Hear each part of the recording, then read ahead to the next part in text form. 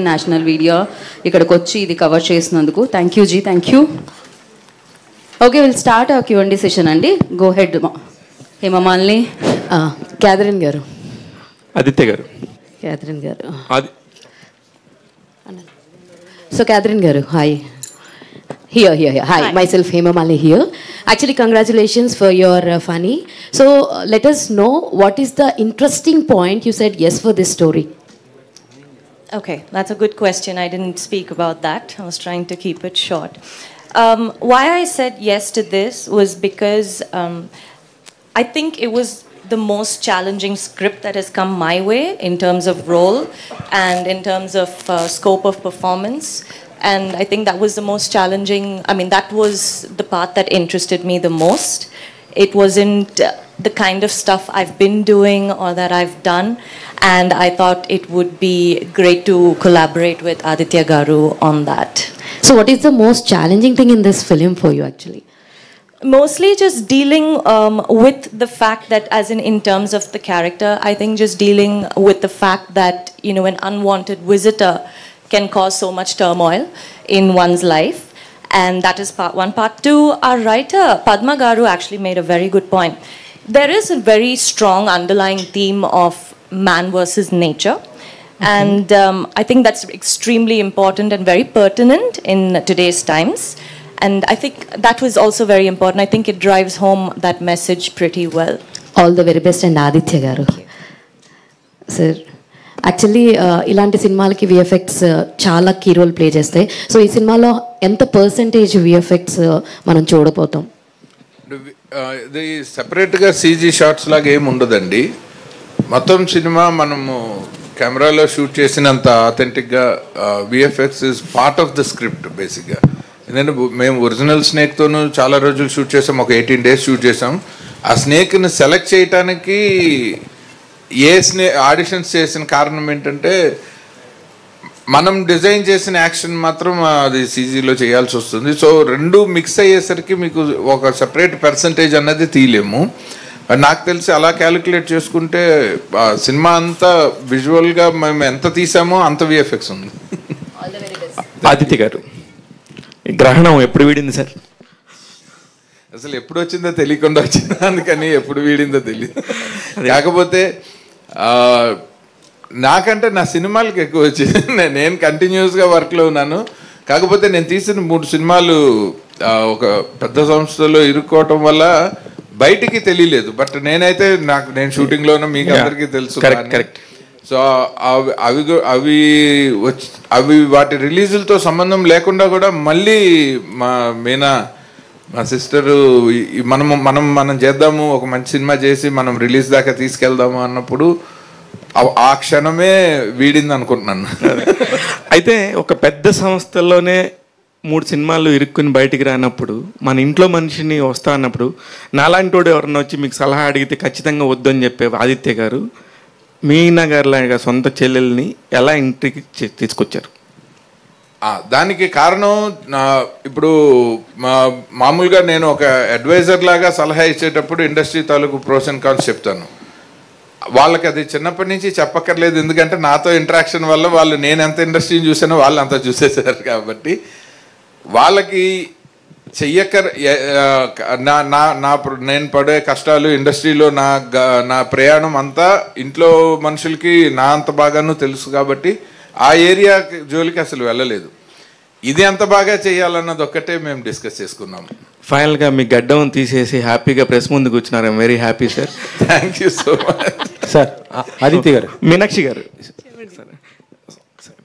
మీనాక్షి గారు, నిజంగా కూడా ఇప్పుడు కష్టాలన్నీ తెలుసు. నేను ఎందుకు పర్టికులర్గా ఈ పాయింట్ చుట్టూ తిరుగుతున్నానంటే, సినిమా గురించి ఎట్లాగో అందరూ మాట్లాడతారు, ట్రైలర్స్ మాట్లాడతాయి. ఇవాళ రోజున సినిమాకి రావాలంటే వాటిని చూసే వస్తారు. మనం ఎంత మాట్లాడుకున్నా కూడా దేర్ ఇస్ ఎ కంటెంట్ ఉంటే మీ సినిమా అవుతుంది. కానీ ఎక్కడ ఒక గట్ ఫీలింగ్ ఉండాలి ఒక ఇండస్ట్రీలోకి రావాలంటే. దేనికైనా సరే ప్లస్లు కనబడతా ఉండే ఇండస్ట్రీ కాదు ఇది.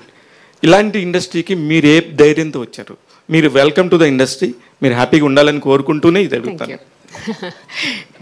మీరు యా ఫస్ట్ క్వశ్చన్ నేను first this is my first stage అని చెప్పిన తర్వాత కూడా ఇంత పెద్ద పెద్ద క్వశ్చన్లు ఇవ్వడం నాకు అవసరం అండి. మనం ఒకటే కదా.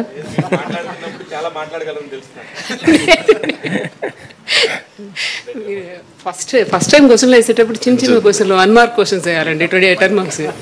మీరు అంత పెద్ద పెద్ద క్వశ్చన్స్ వేసేయకూడదు. ఇది బేబీ స్టెప్స్. ఇప్పుడు నేను just born I would say. మీరు అంత పెద్ద క్వశ్చన్ మరి 100 మార్కులు క్వశ్చన్ చేయమనకూడదు. బట్ మీరు చెప్పే థ్యాంక్ యూ సో మచ్. నాకు ఓన్లీ గట్ ఫీలింగ్ ఏంటంటే అన్నయ్య ఉన్నాడు, that's it. He knows it. ఎందుకంటే హీ నోస్ వాట్ ఈస్ మనసంతా నువ్వే ఉన్నప్పుడు మా అన్నయ్యది పరిస్థితి ఎట్లా ఉండేదో నాకు తెలుసు, ఆ తర్వాత ఎట్లా ఉందో తెలుసు. ఏది ఒకే రకంగా ఉంటే ఎంజాయ్మెంట్ ఏముంటుందండి. సో మళ్ళీ మనసంతా నువ్వే ఎంత వచ్చింది 2003 or 1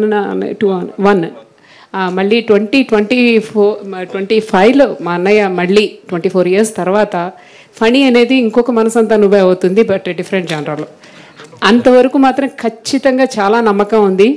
ఒక మంచి సినిమా తీసామనే ఇది సాటిస్ఫాక్షన్ అయితే చాలా ఎక్కువ ఉందండి. సార్ ఆదిత్య గారు ఇక్కడ సార్, నేను వెంకట్ ఎన్టీవీ సార్. పీపుల్స్ మీడియాలో మీ మూవీస్ ఉన్నాయి కదా, అవి ఎందుకు బయటికి రావట్లేదు సార్? ఏంటి రిలీజ్ ప్రాబ్లం?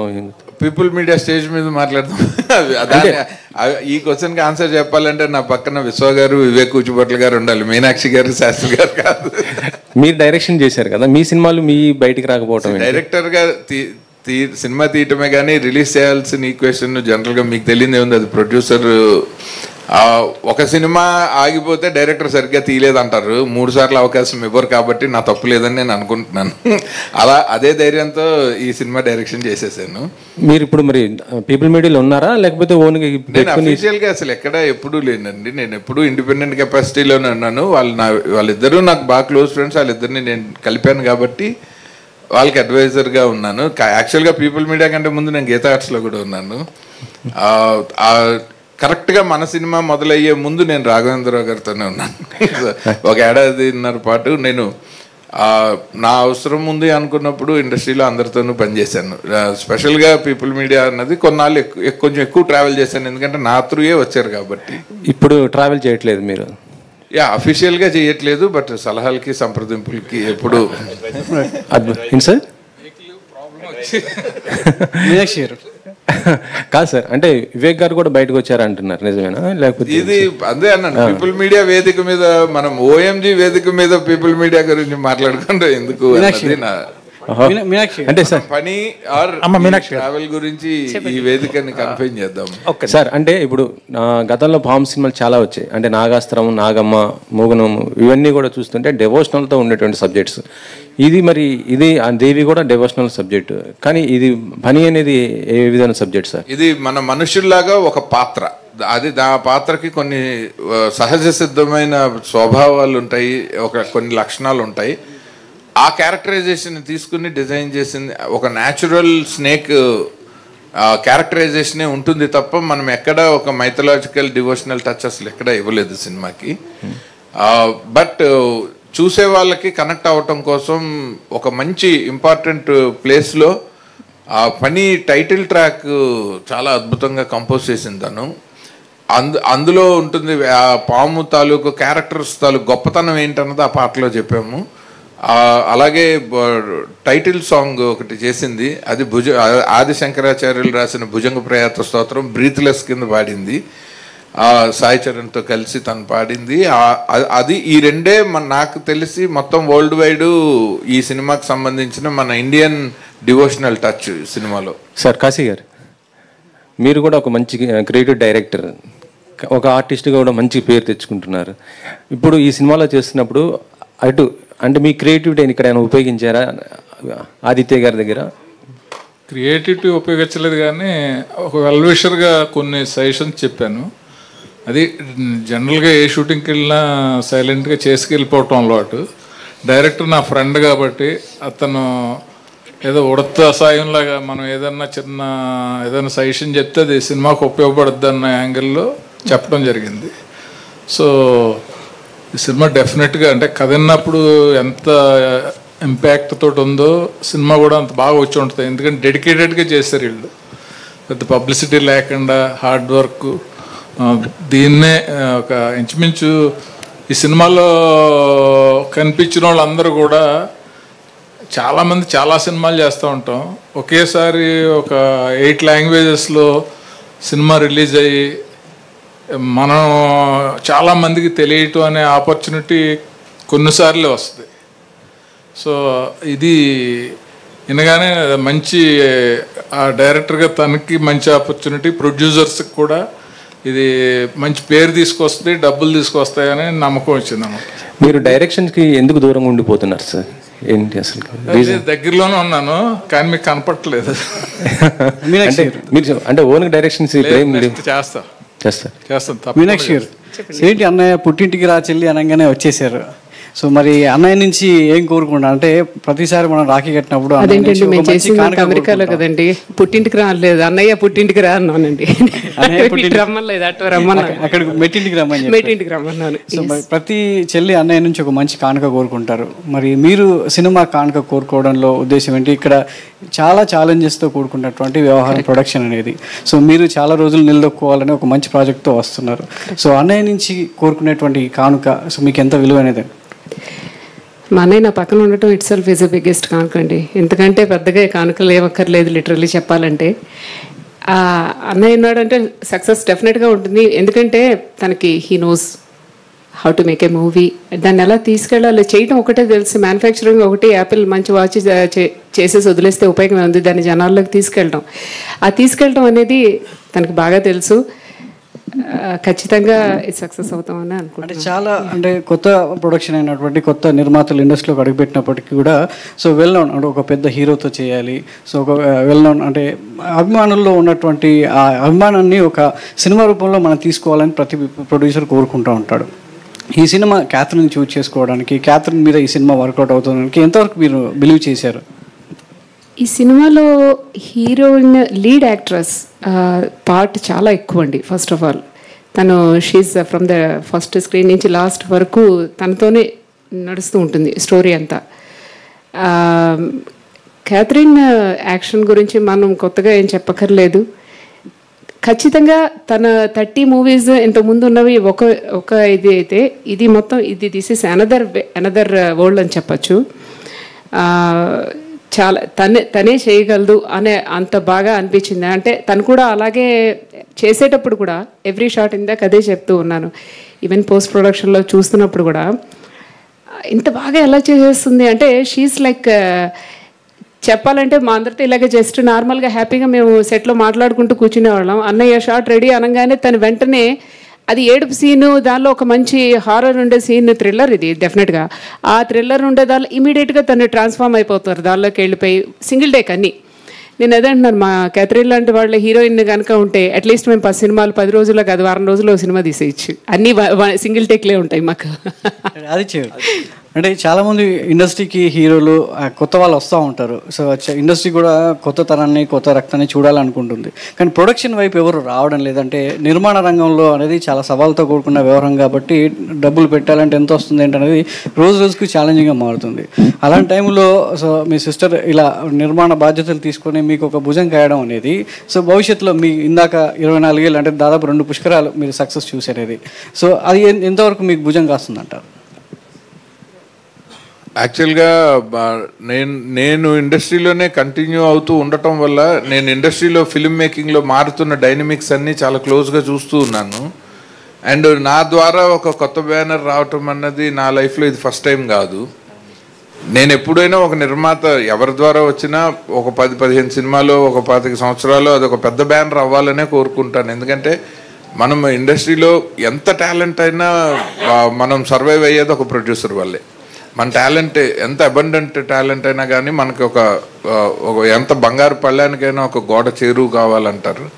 సో అలా మనకు ప్రొడ్యూసర్స్ కావాలి. సో ఎవ్రీ టైం మనం ఒక కొత్త వాళ్ళని తీసుకొచ్చి పంపించేయకూడదు అన్నది నాకు ఫస్ట్ నుంచి ఉన్న ప్రొఫెషనల్ ఎథిక్స్. అది ఎప్పుడైతే మా వాళ్ళే అయ్యేసరికి నేను ఇంకా కొంచెం బాధ్యతగా ఇంకా మోర్ పిన్ పాయింటెడ్గా, ఎందుకంటే ఇప్పుడు ఉన్న డైనమిక్స్లో selection of the genre and content is first stage అయితే ఎగ్జిక్యూషన్ లెవెల్లో దానికి right cast and crew select చేసుకోవటం ఒకటైతే ఎగ్జిక్యూషన్ లెవెల్లో అదొక ఛాలెంజ్. Third promotional challenge. మన సినిమాని ఎంతమంది వరల్డ్ వైడ్ ఎంత లార్జర్ ఆడియన్స్కి మన ఫిల్మ్ని మనం తీసుకెళ్ళగలుగుతాము అన్నది. సో ఈ 3 స్టేజెస్లో మా సిస్టరు బావగారు కాబట్టి నాకు ఇంకా మోర్ నన్ను బిలీవ్ చేసి వాళ్ళు నాకు సపోర్ట్ చేయడానికి వాళ్ళకి నేను తెలుసు. సో మా మధ్యన అట్లాంటి అరమరికలు లేవు కాబట్టి we all stood on one single page, అందుకని అది హెల్ప్ అయింది. అంటే ఫైనాన్షియల్ విషయాలకు వస్తే బావే చెల్లె కానీ ఇక్కడ సో వేరు కదా, సినిమానే కదా, సో దాన్ని ఎలా చూడవచ్చు? I think we cross that age.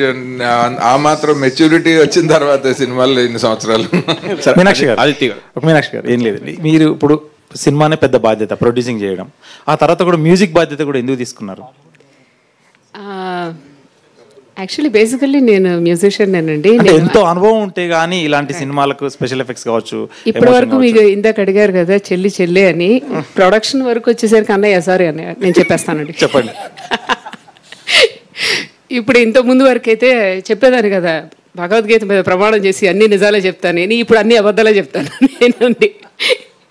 మా అన్నయ్య యాజ్ ఎ ప్రొడ్యూసర్కి వచ్చిన తర్వాత హౌ వెల్ ప్రొటెక్టెడ్ అంటే నాకు ఎక్కడ ఏ కష్టం లేనికుండా అసలు కొత్తగా అడుగు పెట్టే వాళ్ళకి ఇదే అమ్మో భయపడేటట్టు అసలు ఏ దానిలో అనిపించలేదు. ఆ దానిలో యాజ్ ఎ ప్రొడ్యూసర్ రోల్లో నాకు అన్నయ్య was like that. But music డైరెక్టర్గా నాకు దానిలో మాత్రం తను నిజంగా డైరెక్టర్ అనిపించుకున్నాడండి. అంటే ఏ విధంగా టార్చర్ పెట్టాడు? కరెక్ట్గా అడిగారు. ఫస్ట్ అసలు ఈ సినిమా స్టార్ట్ చేసినప్పుడు ఇట్ వాజ్ వెరీ ఇంట్రెస్టింగ్. పొద్దున నేను అన్నయ్య కూర్చొని జస్ట్ కాఫీ తాగుతున్నాము. అన్నయ్య ఈ సినిమా ఏదైనా మనం మంచి సినిమా చేస్తే బాగుంటుంది కదా, ఏదైనా మనమే చేస్తే బాగుంటుంది కదా అని జస్ట్ జనరల్ టాక్ కాఫీ పొద్దున అని అంటే, చేయొచ్చమ్మా బాగానే ఉంటుంది మనమే అంటే ఏదైనా మంచి స్క్రిప్ట్ వస్తుంది, ఎవరో ఎందుకు చేయటం మనమే చేద్దాంలే అన్నయ్య అంటే. ఇంతవరకు నేను ఎప్పుడు అన్నయ్యని అడగలేదు. ఇంతకాలంలో అన్నయ్య నాకు ఎప్పుడు చెప్పేవాడు, సినిమా చూడటం వరకే మాకు అలవాటు. సో అయిన తర్వాత నేను మా అన్నయ్య కూర్చున్నామంటే డెఫినెట్గా శాస్త్రి గారు కొంచెం టెన్షన్గానే ఉంటుంది, ఏం పేలుస్తారో వీళ్ళిద్దరు కలిసి అని. ఎప్పుడు అలాగే ఉంటుంది మా ఇద్దరితో. సో వెళ్ళి మీ ఇద్దరం ఇలా వన్ ఫైన్ డే వెళ్ళి శాస్త్రి గారికి నెక్స్ట్ డే వెళ్ళి సినిమా తెద్దాం అనుకుంటున్నాం. వాట్ అన్న అంటే ఇలా సినిమా తెద్దాం అనుకుంటున్నాము, బాగుంటుంది అన్నయ్య ఉన్నారు కదా ఇక్కడే చేద్దాం ఒక మంచి ఎప్పటి నుంచి అంటే నేను యుఎస్లో మ్యూజిక్ స్కూల్ ఒకటి రన్ చేస్తున్నాను. Academy it is affiliated with Indian government universities. Almost 23 years నుంచి అక్కడ రన్ చేస్తున్నాను. నాదంతా క్లాసికల్ మ్యూజిక్, మా ఇంట్లో అంతా క్లాసికల్ మ్యూజిక్. ఇది సినిమా సంగీతం వింటమే తప్పితే చేయటం అనేది తెలియదు నాకు. సో అన్నయ్య వచ్చి ఫస్ట్ ఈ సినిమాకి నువ్వే మ్యూజిక్ చేస్తావు అన్న. అంటే మీరు 1-2 రోజులు అనుకుంటారేమో, 2 నెలలు నేను అన్నయ్యతో మాట్లాడలేదు. 2 నెలలు తప్పించుకు తిరిగానండి, that is the right word. రోజు అన్నయ్య పొద్దున వచ్చి సినిమా చేస్తున్నాం, సరే స్టోరీ రెడీ అయిపోయింది, ఓకే సినిమా చేస్తున్నాం మ్యూజిక్. అన్నయ్య మ్యూజిక్ నేను కాదు కానీ ఇంకా బోల్డ్ మంది ఉన్నారు, మనం బయట మ్యూజిక్ పెట్టి చేద్దాం. లేదమ్మా నువ్వు బాగా చేస్తావు. నేను అంతకుముందు నేను యేసుదాస్ గారితో సుశీల్ గారితో వీళ్ళతో ఆల్బమ్స్ అవి చేస్తూ ప్రైవేట్ ఆల్బమ్స్ చేస్తుండేదాన్ని. అన్నయ్య లేదు నువ్వు చెయ్యాలి మ్యూజిక్ అన్న. అలా ఎవ్రీడే సినిమా గురించి అంతా మాట్లాడుకునే వాళ్ళం. సంగీతం దగ్గరికి వచ్చేసరికి మాత్రం నేను ఏం మాట్లాడేదాన్ని కానీ చాలా క్వైట్గా అన్నయ్య మన వంటకు టైం అవుతుంది తర్వాత మాట్లాడదాంలే అన్నయ్య. ఇలా 2 నెలలు నేను 2 నెలలు ఎంత రేంజ్లో పట్టుదలగా నేను మాట్లాడకుండా ఉన్నానో అన్నయ్య కూడా అట్లాగే 2 నెలలు విడవకుండా పట్టువదల విక్రమార్కుడిలాగా నన్ను వెనకాల పడుతూనే ఉన్నాడు. సరే వన్ ఫైన్ డే వచ్చిన తర్వాత సరే అమ్మ నువ్వు చెప్పినట్టు నేను వేరే వాళ్ళకి ఇచ్చేద్దాం, నువ్వు అట్టగా చేయొద్దులే, ఇట్స్ ఓకేలే, కూర్చో, ఇప్పుడేం పనేం లేదు నీకు, కూర్చో. సరే ఇంకా తప్పేటట్లేదు, ఓకే అయిపోయింది ఎండ్ ఆఫ్ ద డే అని అనుకొని మొదలుపెట్టి సరే అన్నయ్య చేద్దాం. ఏం చేద్దాం అని అంటే ఆ చేద్దాం అనేదానికి ముందర చెప్పాను నేను. ఫస్ట్ అనగానే దానిలో ముందర డిస్క్లైమర్లు చాలా ఉన్నాయి. నువ్వు చెప్పంగానే నేను నో అంటాను, నువ్వు అన్నా నువ్వు బాధపడకూడదు అంటే ఈ దానికి యాప్ట్ అయ్యి ఉండకపోవచ్చు, దానిలో ఇంకొక 100 ట్యూన్లు రావాలి, దీని తర్వాత ఇది రావాలి, అలాగా చాలా చెప్పాడండి. ఇవన్నీ చెప్పిన తర్వాత ఏంటంటే ఎవరు మాత్రం చేస్తారండి. నేను ఇంకా సరే అయితే పో నేను అసలు చేయను పోవను. తర్వాత నెక్స్ట్ డే వచ్చి చేసావమ్మా ఇంక వదిలేటట్లేడు అని అనుకొని ఫస్ట్ ట్యూన్ చెప్పాను. నాకు తెలుసు నాకు చాలా భయంగా అనిపించింది ట్యూన్. పైగా దానిలో ఏంటి నేను ఇప్పటి వరకు classical music I'm a classical musician. అది పాడిన తర్వాత ఫస్ట్ సాంగ్ వచ్చి రొమాంటిక్ సాంగ్ అమ్మ, అదే ఫస్ట్ చేయాలి. వారు నాయనో ఇదేంటి ఫస్ట్ రాగానే ఇదే పాట ఏంటి నాకు అని అది మొదలు పెట్టాను. జస్ట్ ట్యూన్ ఇవ్వంగానే అన్నయ్య ఏమంటాడు అనేది నేను 10th క్లాస్ ఎగ్జామ్స్ రాసినప్పుడు కూడా నాకు అంత టెన్షన్గా అనిపించలేదండి. పెట్టిన తర్వాత అలా చూస్తూ కూర్చుంటే wow this is so good, ఇదే ట్యూన్ ఖాయం చేసేస్తున్నాం అమ్మా, దీన్ని డెవలప్ చేసేసి సాయంత్రానికి చూపించాను. ఆహా, మా అన్నయ్య ఎంత టైం ఇచ్చాడో నాకు అనుకున్నానండి. పొద్దున్న మధ్యాహ్నం చెప్పాడు, సాయంత్రానికి ఇచ్చేయమని అడిగాడు. అలాగా ఈ అన్నయ్య సపోర్ట్ చాలా ఎక్కువ. అంటే హీ లవ్స్ మ్యూజిక్. అన్నయ్య సినిమాలన్నీ మీకు తెలిసిందే కదా, అవన్నీ మ్యూజికల్ హిట్సే మొత్తం ఉన్నవన్నీ కూడా. అది సగం భయం ఏంటంటే అన్నయ్యతో వర్క్ చేసిన వాళ్ళందరూ పెద్ద పెద్ద musicians, and when it comes to me I'm a just very birding artist. అన్నయ్య ధైర్యం ఏంటో నాకు అర్థం కాలేదు. బట్ అలాంటి ధైర్యాన్ని, సపోర్ట్ని అన్నయ్య ఇచ్చాడు కాబట్టి నాకు ఎక్కడా అనిపించలేదు. కాకపోతే ఎక్కడ చెల్లెలు కదా, పోన్లే ఈ ట్యూన్ ఓకే అని చెప్పేసి ఎప్పుడు ఏమనలేదండి. ఆ ట్యూన్ సరిగ్గా వచ్చే వరకు మాత్రం బాగానే టార్చర్ పెట్టాడు. యా, 2 క్రాఫ్ట్స్ చేశారు కాబట్టి ఆల్ ద బెస్ట్. సార్, ఇది ఒక డెకేడ్, అంటే నా చిన్నతనంలో, అంటే నేను జనరేషన్లో పెరిగింది, బాలనాగం కావచ్చు, సీరియల్స్ కావచ్చు, దేవి సినిమాలు కావచ్చు, బాగా అట్రాక్ట్ అయ్యాను. ఈ జనరేషన్కి ఏమైనా డివోషనల్ టచ్తో ఈ సినిమా తీస్తున్నారా, లేదంటే ఇది అసలు ఏ రకం జాతి పాము సార్ ఇది? Most modern black pain snake అండి. ఓకే. కాకపోతే ఈ సినిమా ఒక మన పాము తాలూకు క్యారెక్టరైజేషన్తో డిజైన్ చేసిందే కానీ ఆ పాముని ఒక హీరోయిన్ రోల్ లాగా మార్చటము, లేకపోతే ఒక ఒక భక్తురాలని, హీరోయిన్ భక్తురాలని చేయటం అసలు ఏం లేదు. యాక్చువల్గా ఏంటంటే మన సృష్టిలో నేను కరెక్ట్గా చెప్పాలంటే ఈ సినిమా డబ్బింగ్ వర్షన్ చెక్ చేస్తుంటే వెనకాల మా ప్రొడక్షన్ మేనేజర్ సంపత్ అని నుంచున్నాడు. అలా చూసి బయటకు వస్తుంటే, సార్ సినిమా భలే ఉందండి, నాకు ఒక క్యాప్షన్ తట్టింది అన్నాడు. అంత కరెక్ట్గా చెప్పాడు తను. సినిమాలో వాడలేదు, పబ్లిసిటీలో వాడతాను. If you spoil nature you will vanish your future అని చెప్పాడు అతను ఒక ముక్కలో. సో నేచర్లో ఉన్న ఇందాక పద్మ గారు రైట్గా చెప్పారు, ఆ థీమ్ ఆఫ్ దిస్ ఫిలిం ఏంటంటే, సో అది కూడా ఒక ప్రాణి. ఒక ఎక్స్ట్రాడినరీ డైలాగ్ రాశారు జాగర్ ఆడమ్స్ అన్న క్యారెక్టరు క్యాథరిన్ గారితో మాట్లాడేటప్పుడు, మనుషులు మృగాల్లా మారితే మృగాలే న్యాయ నిర్ణేతలు అవుతాయని. సో ఇది అలాంటి ఒక క్యారెక్టర్ ఉన్న ఒక పాము, అన్ఫార్చునేట్లీ దానికి విషం ఉండదు, కానీ పగ మాత్రం ఇంకా ప్రమాదకరంగా పెంచుకుంటూ ఉంటుంది, అది హ్యూమన్ రేస్ మీద. సో ఆ క్యారెక్టరైజేషన్ని తీసుకొని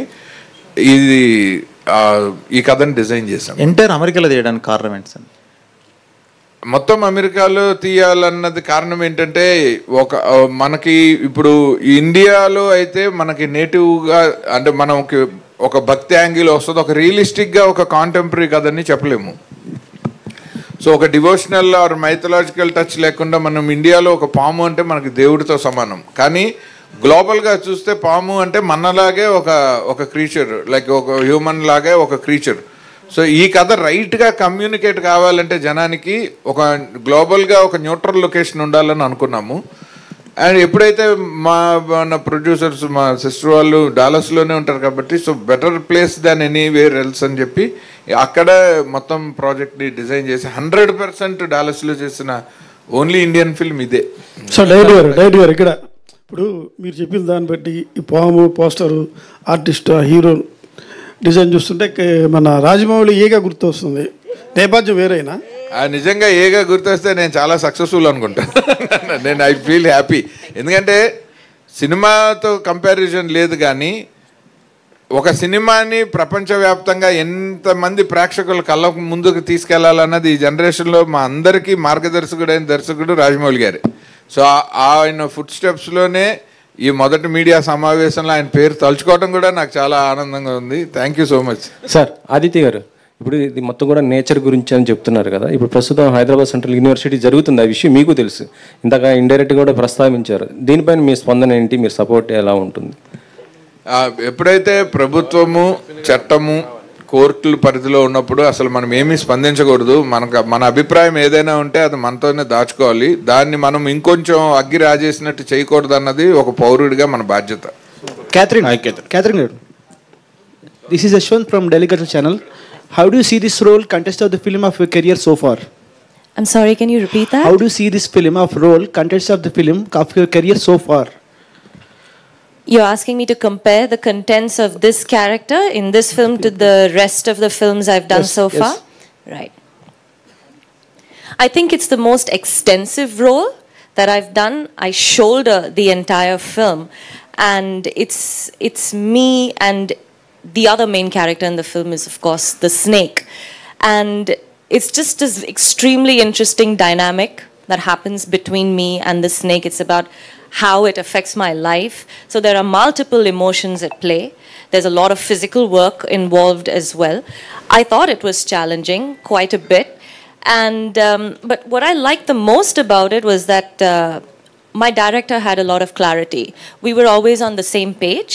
So that made things a lot easier. I was never confused. I knew how to go about it. And I think that's really important as an actor to have that clarity. It just brings out a really good performance. Aditya గారు మహేష్ గారిని lead యాక్టర్గా తీసుకోవడానికి reason ఏంటండి? అంటే ఇక్కడ వాళ్ళు dates సర్దుబాటు కాకపోవడంతోనే ఏంటి? లేదు, అసలు అన్ని ఆప్షన్లు ఏం సెలెక్ట్ చేయలేదు. క్యాథరిన్ గారి ఇమేజ్, ఆవిడ పక్కన చాలామంది స్టార్ హీరోస్ చేశారు. సో మనం ఒక హీరో సెంట్రిక్ సినిమా చేయటం లేదు. ఆ క్యాథరిన్ గారు ప్లే చేసే క్యారెక్టర్, ఆ క్యారెక్టర్ తాలూకు ఎమోషన్స్ చుట్టూరా ప్లే చేస్తున్నప్పుడు నాకు ఒక కొత్త face, but it should match with her stature and ఆ క్యారెక్టర్కి సూటబిలిటీలో చూస్తే నేను ఐ ఫౌండ్ మహేష్ గారు is my best choice for the Anant role అనమాట. ఎందుకంటే ఒకటి ఆవిడ అంటే ఏమి ఇమేజ్ ఉండకూడదు, because when the lead lady has so much of image to carry. ఆ హీరోకి ఇమేజ్ ఉండకూడదు కానీ స్టేచర్ ఉండాలి. సో అండ్ గ్లోబల్గా ఈ సినిమాని తీసుకెళ్దాం అనుకున్నప్పుడు నాకు ఎల్ఏలో ఒక హాలీవుడ్లో మంచి కెరీర్ పర్సూ చేస్తున్న మన తెలుగు అబ్బాయి అయితే ఆయన్ని నేను తెలుగులో పరిచయం చేస్తాను, మన కంటెంట్ని ఆయన ఇంగ్లీష్లోకి తీసుకెళ్తారు. సో రెండు రకాలుగా నాకు ఇండియాలో మనము ఈ క్యారెక్టర్కి సూటబుల్ అని చెప్పి క్యాథరిన్ గారిని ఎంత జాగ్రత్తగా ఆవిడకి కథ చెప్పి ఒప్పించి అన్ని స్టెప్ బై స్టెప్ వెళ్ళి ఆవిడ ఎస్ అన్న తర్వాత ఈ ప్రాజెక్ట్ని ఎట్లాగా మనం షేపప్ చేసామో అదే ప్రాసెస్ మహేష్ గారి విషయంలో కూడా చేసాము. పాము అంటే శివుడి మెడలో ఆభరణం లాంటిది, కానీ తనికెళ్ళ భరణి గారు శివుడికి గొప్ప భక్తుడు. ఆయన్ని ఇందులో కొత్తగా చూపిస్తున్నట్టున్నారు, ఏంటండి? అవును, ఆయన ఒక ఆర్టిస్ట్ గా ఆయన మనం రాసిన క్యారెక్టర్ చేస్తారు కానీ ఆయన వ్యక్తిగత ఇష్టాలతో చాలా సినిమాల్లో ఆయన శివభక్తుడిగా కనిపిస్తారు, ఇందులో షూటర్ గా అయినా కూడా ఆయన పర్సనల్ అభిప్రాయానికి ఈ సినిమాలో ఆయన పాత్రకి అసలు సంబంధమే లేదు.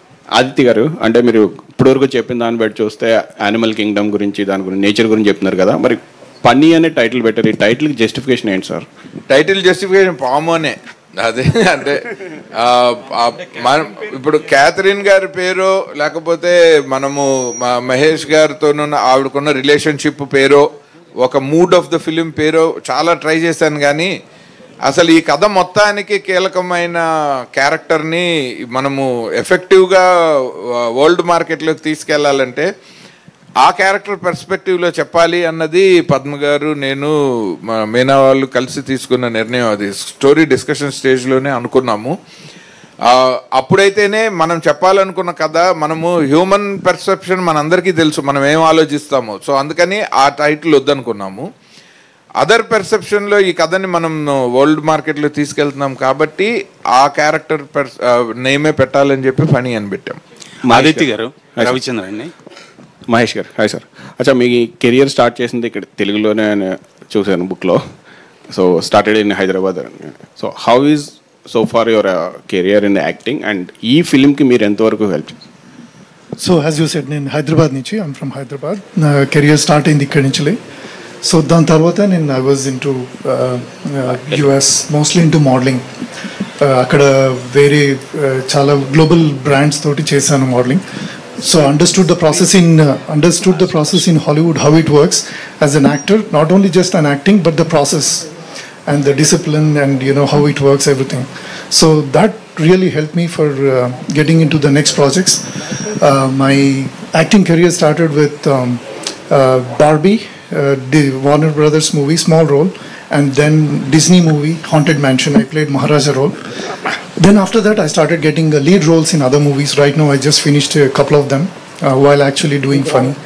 And my interest with funny is when I connected with producers first for a Telugu movie. Okay, I'm from Telugu, okay, this is interesting, but it triggered really well when I heard Aditya garu name. Then it triggered Manasantanu, all other movies, and I said yes. And from the day one till today, right now, even sitting next to me, it is a pleasure working with him and being in front of you all. So that's my connect to the movie. Aditya గారు, గత 30 సంవత్సరాలుగా మిమ్మల్ని చూస్తున్నాను. మీరు తీసిన సినిమాలు, మీ mind set, అవన్నీ కూడా హ్యూమన్ ఎమోషన్స్, ఫ్యామిలీ, ఈ బాండింగ్, ఇలాంటి కథాంశాలే ఉంటాయి. అసలు మీకు సంబంధం లేని జోనర్లోకి ఈ సినిమాతో వచ్చారు. ఏంటి దాని వెనక బిహైండ్ స్టోరీ ఏంటి? లేదు, నన్ను నేను కొత్తగా ఆవిష్కరించుకునే ప్రయత్నము. ఇవాల్టి జనరేషన్లో ఒక కాంటెంపరీ థాట్ తోటి సినిమా తీయకపోతే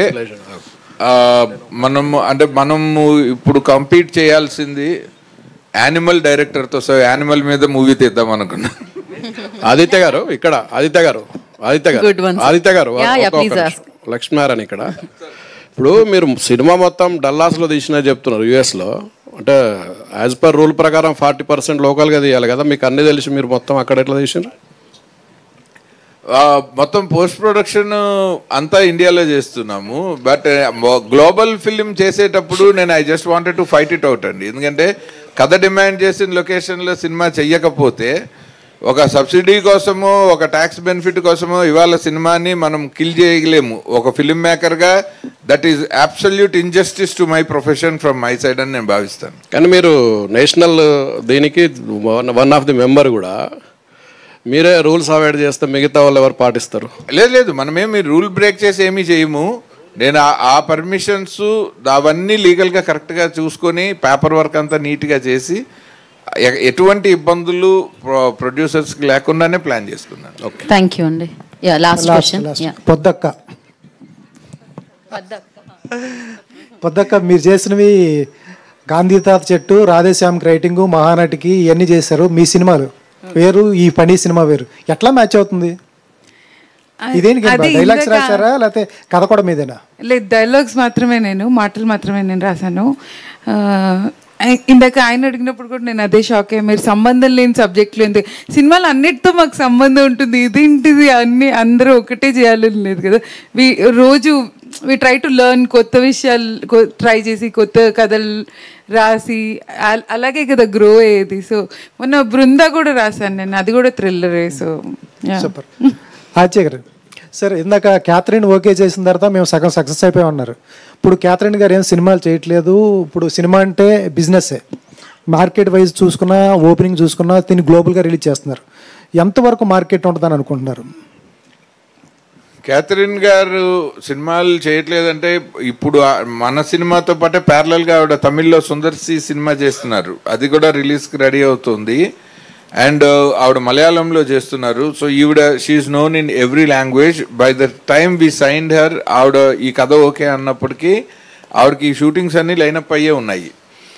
అండ్ ఆవిడ చాలా పెద్ద సినిమాల్లో కూడా రాబోతున్నారు. సో ఆవిడ ఆ సినిమాలే రివీల్ చేస్తాయి రాగానే. ఇవాళ రేపు ఫిలిం మేకింగ్ టైం కొంచెం స్లో డౌన్ అవుతుంటుంది, ఎందుకంటే అందరూ చాలా కాషియస్గా సినిమాలు చేయాల్సిన జనరేషన్లో ఉన్నాం మనం. ఆవిడ she's very much accepted actress. మనకి స్టార్ హీరోస్ అండ్ హీరోయిన్స్లో పబ్లిక్ యాక్సెప్టెన్స్ ఉన్న వాళ్ళే మనకి మార్కెట్కి బెటర్ అవుతారు. సో అలా చూసుకుంటే నాకు క్యాథరిన్ గారు ఈజ్ మై బెస్ట్ చాయిస్ అనమాట. సో అందుకనే నేను ఆ ధైర్యంతో అన్నాను, ఈ సినిమా ఈ కంటెంట్ని మనం ఒక ఫేస్ గనక పబ్లిసిటీలోకి తీసుకెళ్లాలంటే she's the best person to take this film forward. ఇందాక మీ సిస్టర్ అన్నారు ఈ క్యారెక్టర్ ఆవిడ తప్ప ఎవరో చేయలేరు అన్నారు. ఆవిడకేమో పాములంటే భయం, మరి అలా ఆవిడ ఎలా చేస్తుంది? మీకు BTS చూపిస్తాను. అసలు పాముని ముట్టుకోనన్న క్యాథరిన్ గారు BTS బిహైండ్ ద సీన్స్ లో ఫస్ట్ షాట్ వేసాను, ఆవిడ ఒక పాముని ముద్దు చేస్తున్నారు. సరే ఫస్ట్ షాట్ వేసాము. ఎందుకంటే ఆవిడ నేను ఒక లవ్ స్టోరీలు ఫ్యామిలీ డ్రామాలు రాసుకుని తీస్తున్న దగ్గర నుంచి ఈ సినిమా చేయడానికి ఎలాగైతే నేను నేర్చుకున్నాను, ఆవిడ అలా అక్వైంట్ అయిపోయారు. లైక్ కొన్ని రోజులకి ఆ భయం పోయింది. పోయి ఆ స్నేక్ ట్రైనర్ చేతిలో పాము ఉంటే ఈవిడ దాన్ని ముద్దు చేయటం నేను బిహైండ్ ద సీన్స్ లో తీసాను. అది సార్ ఈ పాముల్ని ఆడిషన్ చేయటం ఏంటి, ఎట్లా కుదురుతుంది? అది పాముల్ని ఎందుకు చేయాల్సి వస్తుంది అంటే మనము క్యారెక్టర్ ఒకలాగా రాసుకున్నాము, తర్వాత దానికి తగినట్టు స్టోరీ బోర్డ్ వేసుకున్నాం, విజువల్ స్టోరీ బోర్డ్ వేసుకున్నాము.